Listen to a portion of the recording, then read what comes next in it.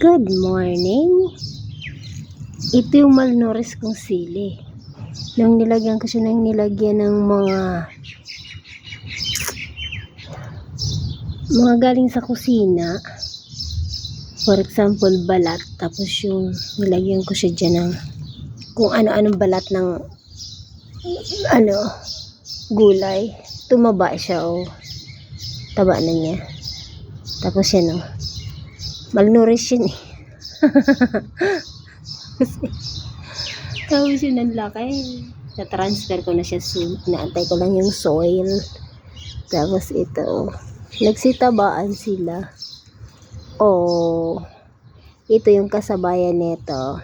Ito. May bunga na siya. Nandoon. Ito wala pang bunga. Parang yung isa na yun. Magkakasabay lang sila. Yung sibuyas, tinanggalan ko na siya ng balat, ng dahon, tapos ayun naman, nag-grow na naman siya. Tapos yung carrot, ayan nabubuhay yung carrot.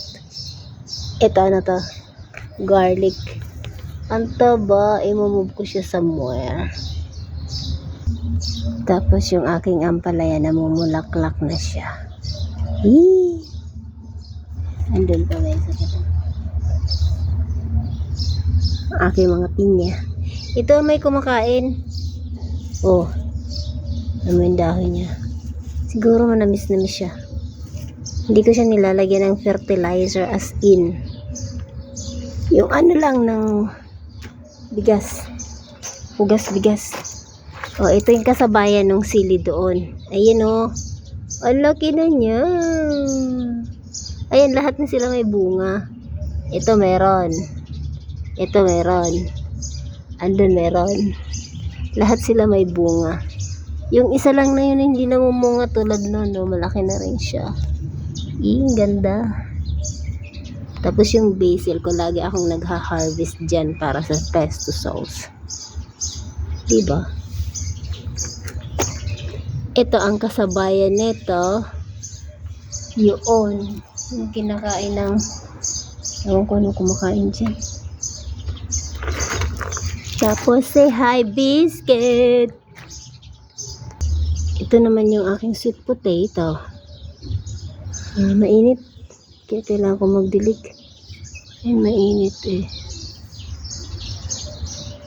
Ang ganda ng ngayon. Ang ganda ng panahon ngayon. So sana magtuloy-tuloy na. Kasi halos 4 days ata kulimlim. Ayan ang ganda ng panahon. Happy weekend everyone. Thank you po sa panonood. God bless.